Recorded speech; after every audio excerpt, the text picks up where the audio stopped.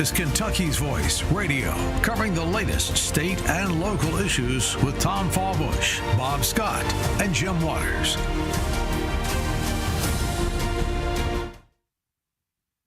And happy Wednesday to you, Kentucky. This is David Walls, Executive Director of the Family Foundation of Kentucky, and you're listening to Kentucky's Voice, where faith, family, and freedom are always at the center of the conversation. I'm really excited to be your guest host today as we take a look once again at the cultural, legal, and spiritual crossroads that our great Commonwealth and nation are facing, and how we, as people of faith and conviction, can respond with clarity, courage, and truth. Boy, do we have a great program for you today. I'm really excited that we're going to be joined today by two very special guests. First, Coach Joe Kennedy, who won a monumental Supreme Court case after being fired for simply praying at a football game. And we're excited that Coach Kennedy is going to be joining us, and you'll be hearing more about his story. And then the second half of the program today, my good friend Walt Heyer with the Family Research Council is going to be joining us. And we're going to be sharing their powerful stories, looking at the key legal and policy decisions that are shaping our culture and the political landscape right now, and then discussing what they mean for Kentucky, what they mean for the nation, and for our local families and communities. But again, I'm blessed to be able to guest host this program. If you're not familiar with the Family Foundation, we're Kentucky's largest Christian public policy ministry on the front line, standing for Kentucky families and the biblical values that make them strong. We work to ensure that Kentucky and our nation honors the Lord, where religious freedom flourishes, where families thrive, and life is cherished. And you can learn more about our ministry at kentuckyfamily.org. But I'm really excited, as I said, to welcome Coach Joe Kennedy to the program. Coach Kennedy is a 20-year U.S. Marine veteran and a former assistant football coach at Bremerton High School in Washington State. And as I mentioned, he became nationally known for simply kneeling in prayer at the 50-yard line following games. And that ignited a multi-year legal battle that culminated at the U.S. Supreme Court. So, Coach Kennedy, thank you, brother, for joining our program here today. Hey, thanks for having me. It's great to see you, my friend. Man, it's good to be with you. It's good to have you on the program. You and I have visited before. We've met at some different gatherings. I'm really excited that you're going to be speaking at a big event that we're having, the Kentucky Family Forum on Saturday, September 27th. And folks may have seen the movie that's been told about your story, the book that's been told about your story. But I just want to start for our listeners that may not be familiar with your story at all. What was going through your heart and mind the first time you knelt in prayer on the 50-yard line? Yeah, I wish it was something really great to say, but it was just commitment and covenant that I had with God when I took on my asking or my calling to be a high school football coach. God called and I answered, and that was my covenant with him, was just to say a simple prayer of thanks after the game. And that's the way it started. It was no big deal. Nobody noticed. The team, the coaches, nobody ever batted an eye. The way it should be is that, it's just some guy out there taking a knee and thanking God. So I never really thought about it. It was just a thing of giving thanks. So, and really, I can't think of anything more appropriate than acknowledging the Lord. Certainly in the context of athletics, we see it all the time, but somehow it became incredibly controversial. So how in the world did a simple act of obedience, a simple act of prayer that you were taking personally, take you all the way to the United States Supreme Court? Yeah, I've been trying to figure that one out. And the only thing I can say is that God's got a sense of humor, especially for using somebody like me. And it's amazing that you do see the spiritual battles that happen every day now. And I wasn't aware that that was an actual thing. And that's exactly what was happening. There was a spiritual battle going on. What the enemy thought he could turn into evil turned into something really incredible. But like you said, it did take 8 years. So It all came from a compliment. My team was out there with me praying. It was never a big deal. Nobody even batted an eye at it. And the enemy didn't like it, came against us. And it did turn into a long 8-year battle to fight for the simple fact of me being able to pray on a 50-yard line after a football game, exercising my First Amendment constitutional rights, my freedom of religion, my freedom of speech. So it was really, I still don't understand how it made it to the Supreme Court, but over a 15-second prayer. But God works in mysterious ways for sure. He certainly does.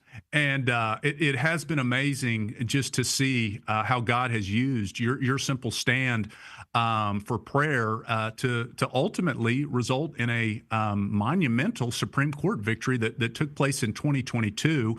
But I've got to just mention, if folks know a little bit of my story, I am originally from the state of Texas.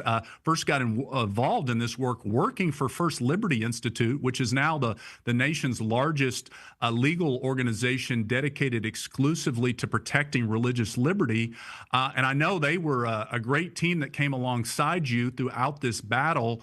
But let me just ask you this, Coach Kennedy, how did you see God's hand at work throughout your legal battle, especially when things didn't look certain, because they didn't very early on? Yeah, not just the battle of the the courts, but the battle that it was in my personal life. Having to choose between my faith and my job. No American should ever be faced with that. So just the financial aspect of it, the court cost was right about $7 million. So if it wasn't for First Liberty, I would have been crushed. And it's amazing that God just, I mean, every single day where I didn't want to fight, I had no more fight in me, but I had people all across the United States, and I was on my knees every single day, just, God, get me through one more day of this, and to fight that fight. So it was an everyday battle, and it was rough, but I tell you, God showed up every single time I needed him to. Not always when I wanted him to, but absolutely every time I needed him to. Yeah. Well, so in 2022, in June of 2022, in a landmark case that bears your name, and will will stand the test of time in terms of strong legal opinions. There was a historic victory for religious expression, for a proper understanding of the First Amendment and its free exercise clause and its establishment clause. As many folks know, in the policy realm, there had been years and years of really bad legal jurisprudence that had just complicated the issue of simply our First Amendment rights, expressing our religious faith in the public square, simply privately praying. And one of the big pieces of this Supreme Court victory was the overturning, or essentially the doing away of the Lemon test. And I'm not going to get too far in the legal weeds here, but this was a very complicated test that had essentially been set up and was being used time and time again to suppress the First Amendment religious liberty rights in some of these cases. And thankfully, through a series of cases, and continue to be thankful for the much stronger Supreme Court that we currently have than in previous years and previous generations, you saw that Lemon test essentially done away with, and a return to a more historic understanding of the First Amendment and its establishment and exercise clauses. And we're going to talk a little bit more about that in our next segment, Coach Kennedy. But when you think back about the victory that was achieved at the Supreme Court, and then what you said, the personal, the professional side, what does it mean to you to see how the Lord used the 8 years that you walked through that case and culminated in a victory that's paying dividends now across the country? Yeah, and I think that's the greatest victory, because the only thing I asked for was to be reinstated as a coach and to have my First Amendment rights returned to me. So I didn't have a big ask. It was very simple. And that was the great thing about God, is that he will restore you no matter what was taken from you. He will restore you. And I was just so blessed. I had so many people that were standing on my side. The whole state of Texas seemed to be backing me up. Kentucky, Arkansas, Oklahoma. I had all the family policies and you guys were just instrumental with that, and there was no way I could have done that.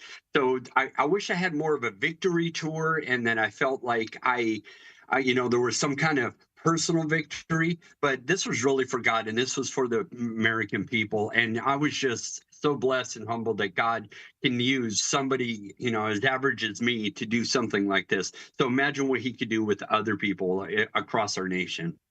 Yeah, I think, Coach, that's one of the big takeaways that I'm reminded of your story and so many others. That a simple act of faith, a simple act of obedience, and being willing to stand, and increasingly, as you know, we're in a culture and a moment where we're going to be tested. And you were tested, and the Lord was faithful to take the courage and conviction that you had, and to use that for something that's so much larger than I know you and any of us could even imagine. A Supreme Court victory that really has turned the tide on restoring religious liberty in America.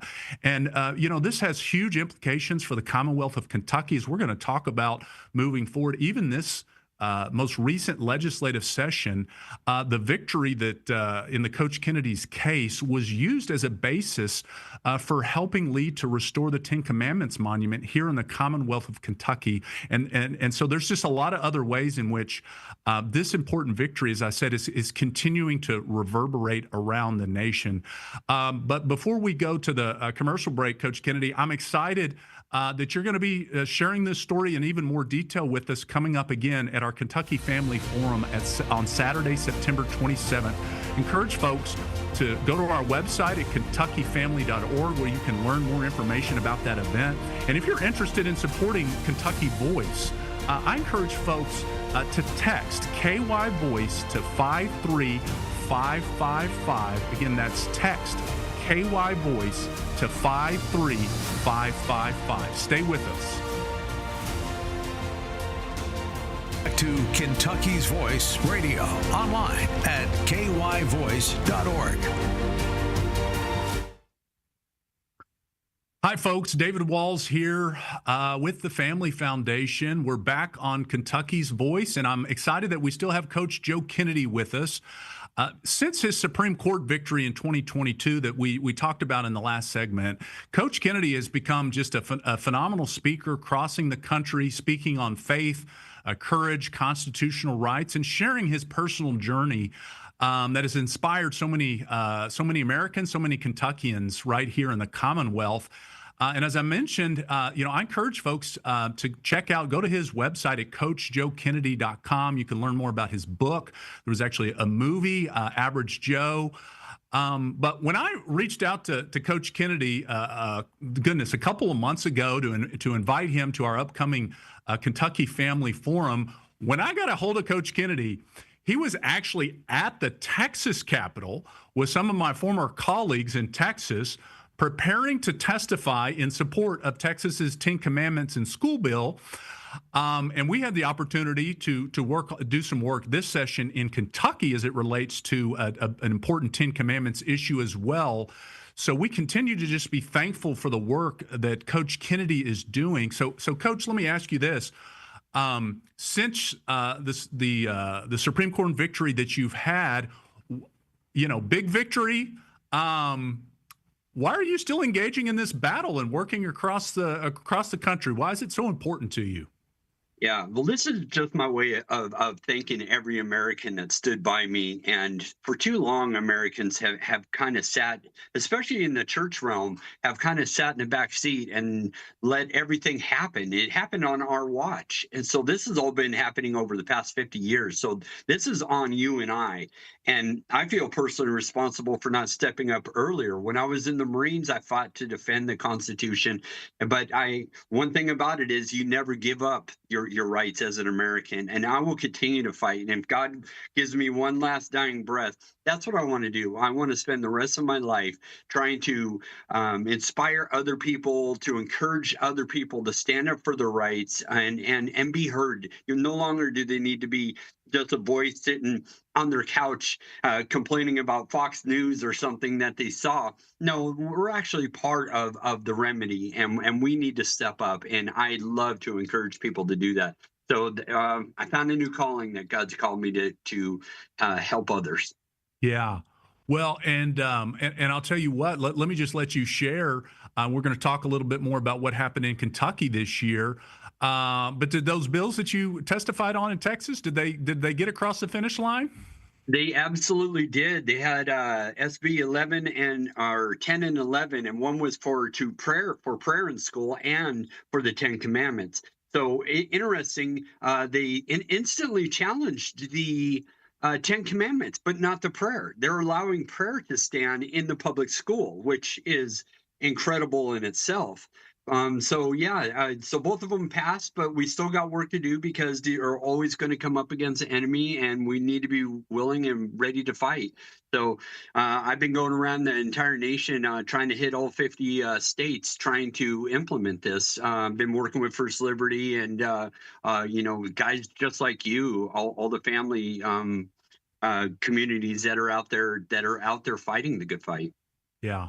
Well, look, the issue of protecting the First Amendment, as you mentioned, your military service, there's a reason why our founders, the first two parts of the First Amendment protect our religious liberty. It really is our most foundational freedom. And without the religious liberty freedoms that we have, our other freedoms really don't mean a whole lot. If we don't have the ability to freely exercise our faith in God, then the freedom to speak, the freedom to assemble, so many of these freedoms are all tied together, and it really is the brilliance that we continue to thank the Lord for of our founding documents, of our United States Constitution. So, what an opportunity! I'm just so thankful that you're continuing to engage in the battle and the fight. And there's been a number of states that have worked and pushed to restore the Ten Commandments monuments, and restoring the Ten Commandments in the classrooms, recognizing that this idea that you hear from groups like the ACLU, the so-called separation of church and state, this ultimately a lie that says that anytime the government recognizes religious faith, allows for a religious expression, that somehow that's the government establishing a religion, and that would have been prohibited under our Constitution. So much of that is just continuing to get exposed, really for the lies that they are. And so we're thankful for that work. But I mentioned in Kentucky, we've got some unique history. Very similar. You probably saw the Ten Commandments monument outside of the Texas Capitol. Kentucky at one time also had a Ten Commandments monument on the state Capitol grounds. It was almost identical. And because of ongoing litigation from the ACLU, that monument had never been restored back to the Kentucky Capitol grounds. And so I just want to thank you. There was a joint resolution authored by our good friend, State Representative Shane Baker here in Kentucky. He authored that resolution, but a big part of the resolution, Coach Kennedy, was mentioning your case, mentioning that the Lemon test was essentially done away with, and that the line between courts and government, as it relates to interpreting the Constitution, was moving back to faithfully reflecting the understanding of our founding fathers. So I just want to say from the Commonwealth of Kentucky, thank you once again for your stand, and it led to a big, important legislative victory here in the Commonwealth, and we look forward to that Ten Commandments monument being restored in the very near future. Yeah, I'm looking forward to that, and I would love and honor to be there in any way that I can to help you guys with that, and to hang out with you again. I would just love it. We work well together, my friend. Yeah. So you talk some about what's going on at the grassroots level, and this is one of the things I want to encourage folks with. So as we have now moved into a legal landscape where we're moving towards a more proper historic understanding, and the reality that religion has been a center part of our nation since its founding, the acknowledgement of that, whether that be in our schools, in our government buildings and meetings, has been foundational throughout the course of our nation's history. There's a lot of opportunities now at the grassroots level for folks at the local level to get involved in restoring faith in America. To our nation's motto is "In God We Trust." Getting that placed back. We talked about the Ten Commandments, starting prayer clubs in your school. Goodness, I could talk a lot. And I know your friends, my friends at First Liberty, have been involved in some very interesting battles over nativity scenes and other expressions of Christmas and other important holidays. Talk just a little bit about, encourage our listeners, Coach Kennedy, about how they could be involved in their local communities to make an impact for religious liberty. Right. And then that's my biggest point. I think in a great way to wrap everything up is exactly that it starts with each and every one of us. I don't know if you can see my shirt, Vintage Gentleman. We need to get back to our roots of where we are. And that starts with every man in America. And I like to pick on them first and saying it starts with you on your knees and getting yourself straight with God, then taking care of your family, getting your family in line. Then you go to your schools, get involved in your communities, then out at the state level and all the way up into the national level. But it takes each and every one of us. No longer can we sit by and let these things happen anymore. Each individual person needs to fight the good fight, finish the race, and remain faithful. I have it tattooed on my arm of 2 Timothy 4:7, and it's fight the good fight, finish the race, and remain faithful. Nowhere in there does it say we need to have that victory, because God, we already know God's got that victory. It's simple win for Him. We just need to show up and do our part, and that's all He asks us to do. So just have faith and be bold in your faith and stand up for what you believe in. It's the simplest thing. Just do what's right. Yeah, well, such encouraging words, and I think a challenge for us as Christians, as individuals that want to make an impact in our community. Just a great reminder, as you said it. Look, our nation was designed to work from the ground up, not from the top bottom. So be thinking about how you can engage and to take a stand for religious liberty. We look forward to partnering with Coach Kennedy and others as we look to try to restore religious liberty across the Commonwealth of Kentucky. But again, Coach Kennedy, I just want to thank you again for joining us. We look forward again to having you at our Kentucky Family Forum. Stay with us, though. We've got an exciting another guest in the next segment. To Kentucky's Voice Radio online at kyvoice.org. Hey friends, David Walls here, Executive Director of the Family Foundation, and continue to just be thankful for the opportunity to guest host Kentucky's Voice today. And I'm really excited for the second half of the program to be joined by my good friend Walt Heyer. Walt underwent a so-called gender reassignment surgery at the age of 42 and identified as a woman for 8 years. But through an encounter with Jesus Christ, the support of a loving church, Walt got his life back, as he likes to say, and has been restored for over 30 years.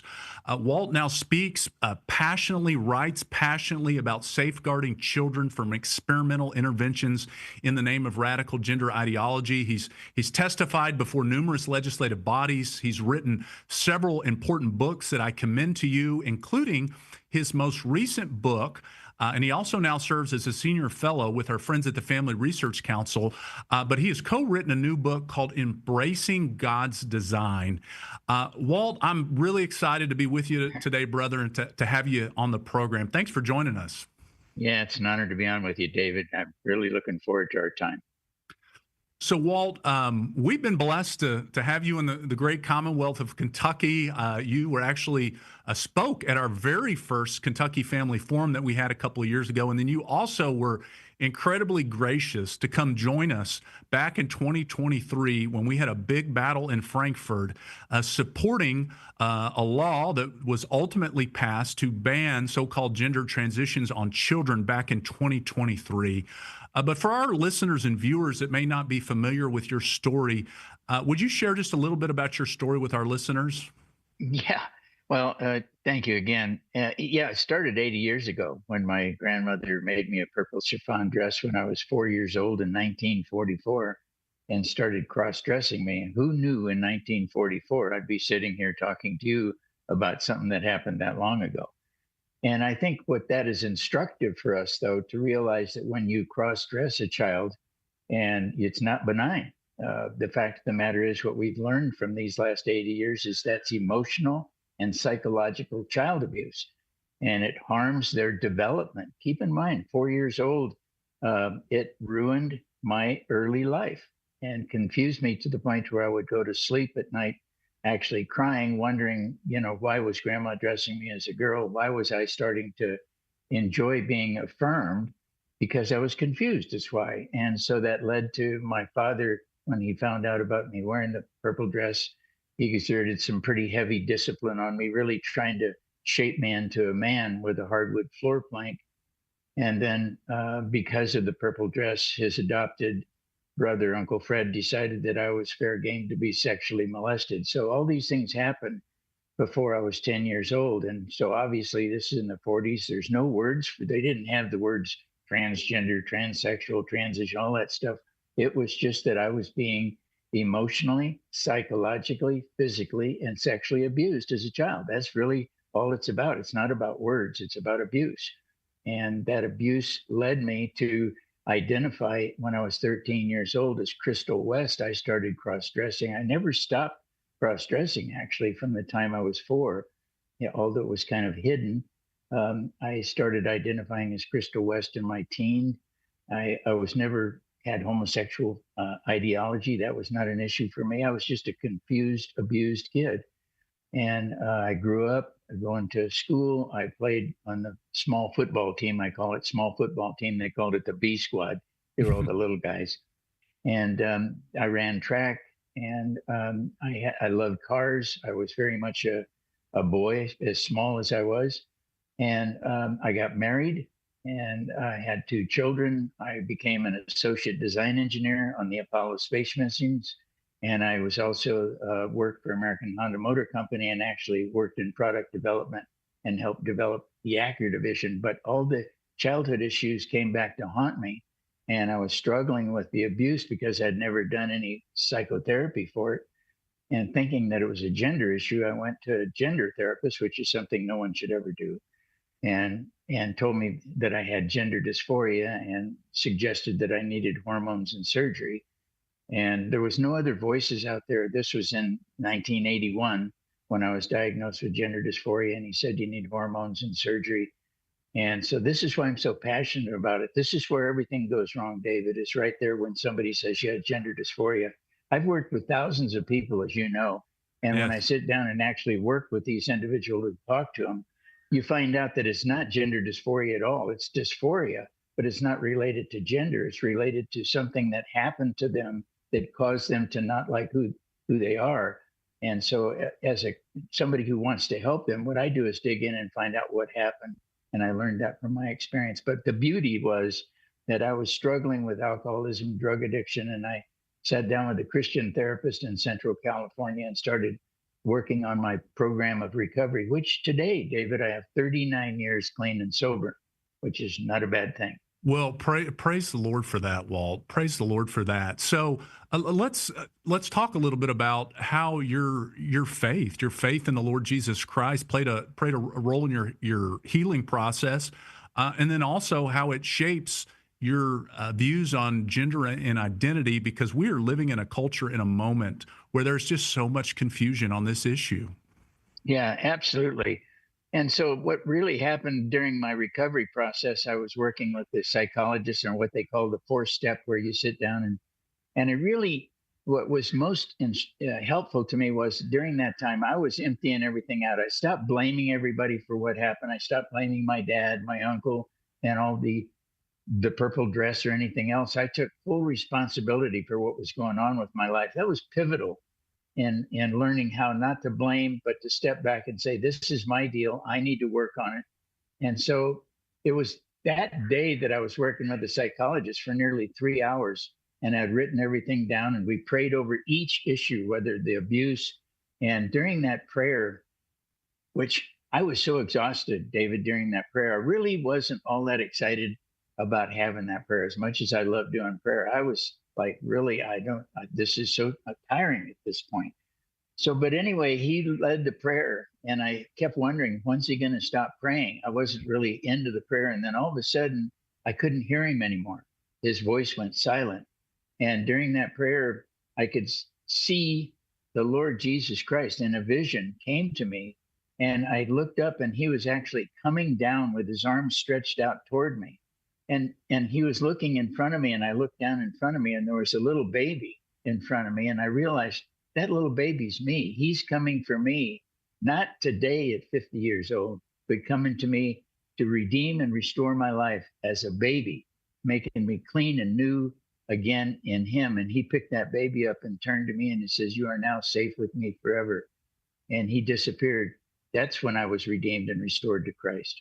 Oh, well, what's such a powerful testimony, and I know you've got such vast experience. You've done such tremendous counseling to help folks that are struggling with these issues. But you've also now used the platform that the Lord has given you to be one of the preeminent voices, helping to point culture, point the church back to a proper biblical understanding of who God created each of us to be. We're each and every one of us are created in the image of God. We have dignity. We're created as male and female. And you've been led to now doing some work as a fellow at the Family Research Council. And so really excited to continue to see how the Lord is using you in that. But I know you recently published, co-wrote a new book called Embracing God's Design. Why is it so important in this moment that we understand and return back to God's original design for the family and the importance and the reality of our God-given sex and really our God-given identity in terms of who we are as a human being? Yeah, it's so important because do you realize that hormones and surgery has never changed one gender that God made? So it's never about, it's not happening. It's not something that's ever happened. So we're dealing with something and they're making a case that they're changing somebody when in fact they're not. And so the language becomes important. There really is no such thing as a transgender. There's no such thing as a person transitioning. And I haven't found anybody that has gender dysphoria. And so with that, we began to honor and glorify Jesus Christ with our words and how we approach people. And you know, when I tell them they're not transgender, what I find is that they feel a sense of freedom. They feel like they were trapped before, and now they go, where do I go from here? And so you sort of give them a new lease on life, a place where they can go. And then that's Jesus Christ. They come to Jesus. Yeah.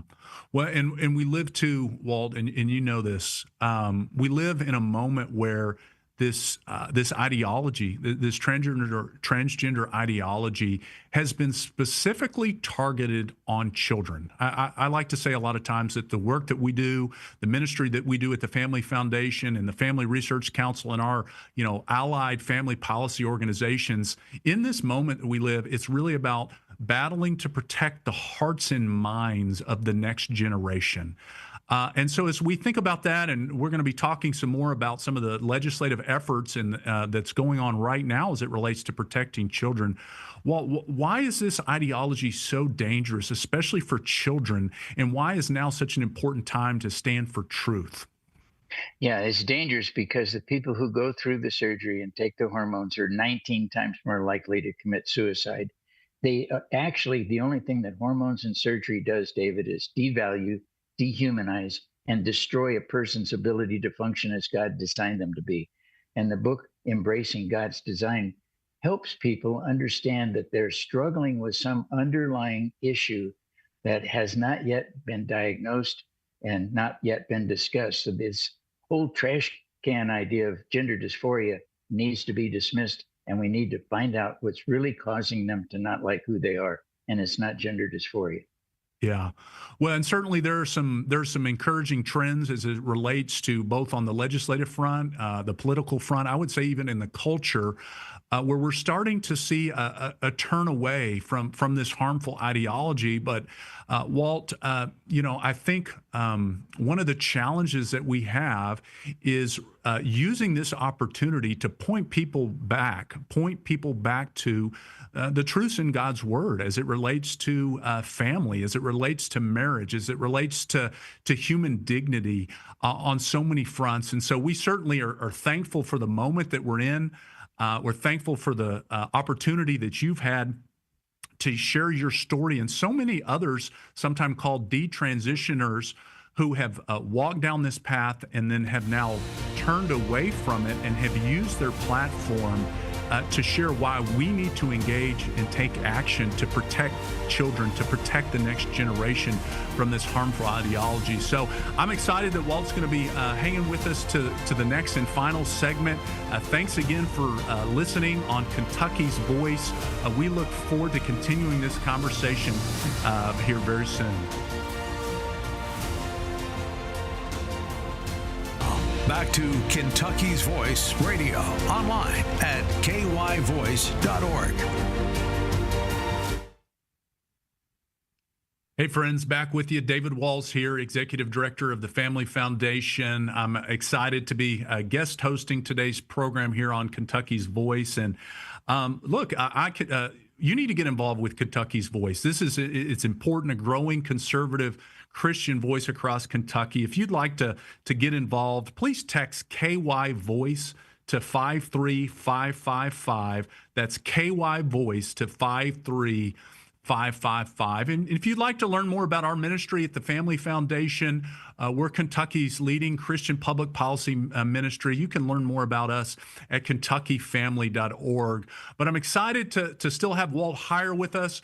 Walt is a senior fellow at the Family Research Council. He's co-authored a really important new book called Embracing God's Design.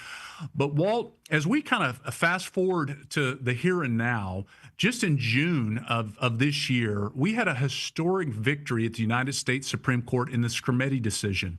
And as listeners may remember or may have heard about, this was the Supreme Court case that dealt with the laws banning so-called gender transitions on children, protecting kids from physical and chemical mutilation. We had passed a law here in the Commonwealth of Kentucky back in 2023, and Tennessee, Kentucky, and in excess of 25 states had passed similar laws.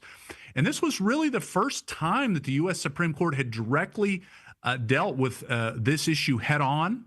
And we were very thankful that in a 6-3 decision, again in June, the Supreme Court emphatically upheld the rights of states and the right of our elected representatives in our state legislatures to pass these common sense laws that simply say, we're not going to allow kids to be mutilated any longer. So, Walt, I know you've engaged with us at the Family Foundation, many of our other Family Policy Council allies in this work over the last several years. From your perspective, what was the significance of this victory at the U.S. Supreme Court? Well, I think it really marked the turning point. And people are beginning to realize we needed the Supreme Court. We needed the legal battles to be won so that we can actually move forward. And now I believe there are like 38 gender clinics that have closed completely. And I think another 20 some odd have altered their treatments and not doing surgery, but maybe still doing hormones. So, we're making huge headway, but we still have a lot of work to do. And, I started writing about this in 2006. I was on television in 2009 speaking up against this. So I've been out there a long time. So for me, who's going to be 85 in October, it's like, I am so happy I can see some of the good stuff from battling this battle for so many years. And, I founded the website sexchangeregret.com. And we've had over 2 million people come to that website. And these are people who have been harmed and hurt by this. This is actually the most tragic, it's the biggest medical fraud, if you want to get truthful about it, in all of the time that I know of, because you can't change somebody's gender. So this blows my mind that we're talking about something that you can't do, and it does so much harm. These young kids won't be able to produce babies if they're a girl, or produce sperm if they're a boy. So we're really, this is such a horrible thing that's happening to these young people. And fortunately, I've worked with some as young as 10 and prevented them, one of them in Kentucky. and prevented them from going through the procedures all the way up to their 70s. So, yeah, this was a turning point, and we need to continue doing this throughout the United States and close every single clinic there is. Well, amen. And Walt, the other interesting thing is, as the science, and I put science in quotes here, it continues to get exposed in terms of exactly what you said. First, it's not possible to change someone's sex. What's also been exposed in this debate is the way in which the medical community, some in the medical community, has simply tried to profit off of this situation.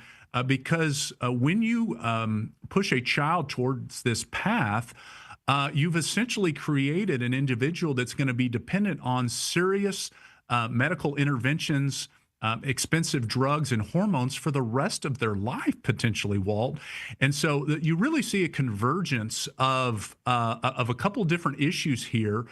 But as we stand here, and I want to bring it right back here into the Commonwealth of Kentucky, unfortunately, we continue to see some that are pushing this radical agenda, including our governor, Democratic Governor Andy Beshear, who really is a radical, woke LGBT advocate.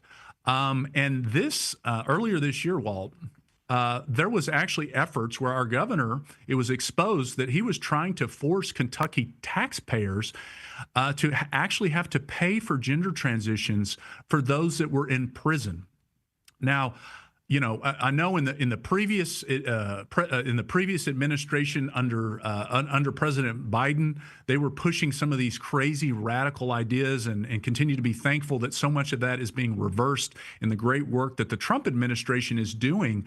But we saw this happening right here in the Commonwealth of Kentucky, and we actually had to work with the General Assembly to pass legislation to ensure that tax dollars were not used to pay for gender transitions in our state prisons. And so, Walt, I just bring that up to say that while I'm optimistic that in so many ways this issue is going our way, we're still seeing some that are doubling down on this harmful ideology and even trying to see taxpayers have to be on the hook to pay for something that ultimately is not possible. Yeah, I think we need to change the language too, because it's gender mutilation. Yes. And so, we don't want to infer or suggest that they ever changed anybody. And so why I think, there's a $4.4 billion business when you talked about the money. There's a lot of money involved. And this is the part that gets motivated. Even the governor, I'm sure, when he goes against this and tries to promote it, probably gets some money in his coffers. This is fundraising on the political level that we've never seen, at the expense of destroying children, destroying the next generation who, this is sort of like, I've called it abortion 2.0, because they're not going to be able to produce kids.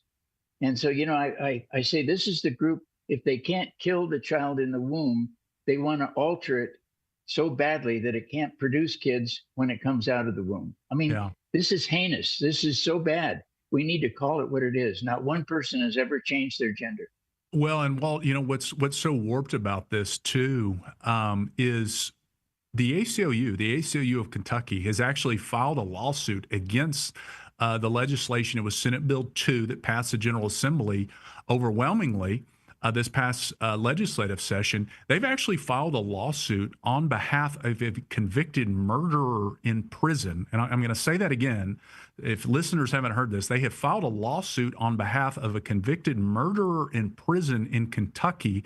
And their argument is that this individual has a constitutional right to have their tax dollars, to have our tax dollars, pay for a gender transition. So I bring that up just to simply point out that the battle continues. The battle continues here in the Commonwealth of Kentucky. And I can tell you that we are committed at the Family Foundation to ensure that our tax dollar, no tax dollar, is ever used, whether we're talking about children or we're talking about adults. There is no right to have our tax dollars be used and abused in this way. And so it'll be interesting to see how this case plays out. Thankful for our Attorney General Coleman, who's already defending the law that was duly enacted.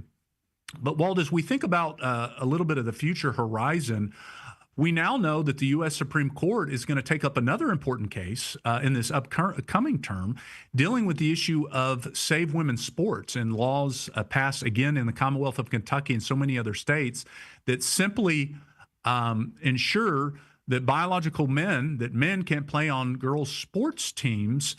How in the world have we gotten to the point where we're having to battle over these common sense issues of defending laws protecting female athletics and ensuring that children aren't mutilated? I think, Walt, it says something about where our culture is right now. Yeah, and David, this is so instructive for us. All you have to do is do a DNA test. Right? I mean, yeah. I've wondered about this for years. How come we haven't passed laws that require a DNA test? If they did this before and after surgery, you'd find out that nobody ever changed gender. Right. Well, and I think, Walt, I've seen, you're starting to see, as I said, the tide turn on this issue as well, whether it be in the Olympics, whether it be even in the NCAA and some of these universities that went down this path, starting to reverse course, thankfully, and to recognize reality and truth. But I just think it's another reminder of why this battle is so important and why I'm so thankful that your voice and so many others continues to be out in the culture speaking truth. One of the other big developments has been what's happened in Washington, D.C. and the work that the Trump administration has done to really provide cover and reinforcements to so much of the good work that's been going on in the states to push back against some of this harmful agenda. Walt, from your perspective, being involved in this conversation and debate over many years, are you encouraged by what we're seeing in terms of some of the drop in the support of these radical ideologies across the country?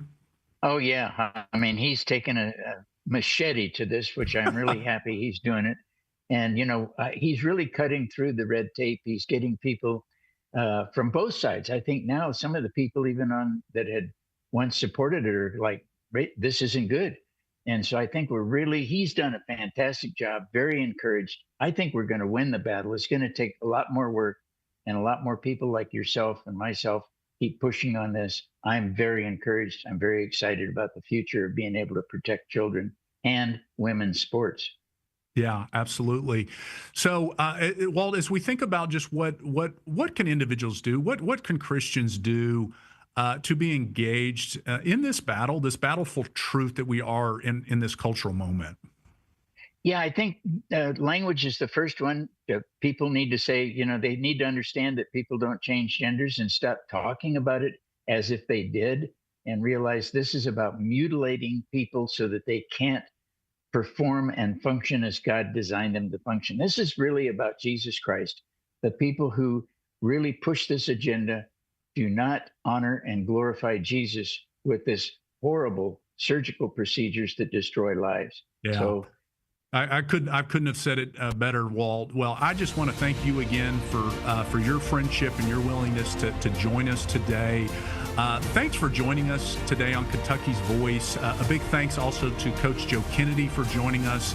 Let's remember, let's stay engaged, let's stay grounded in God's Word, and never be afraid to speak truth in love. I'm David Walls with the Family Foundation. Thanks for listening, and until next time, keep being the salt and light that you are called to be.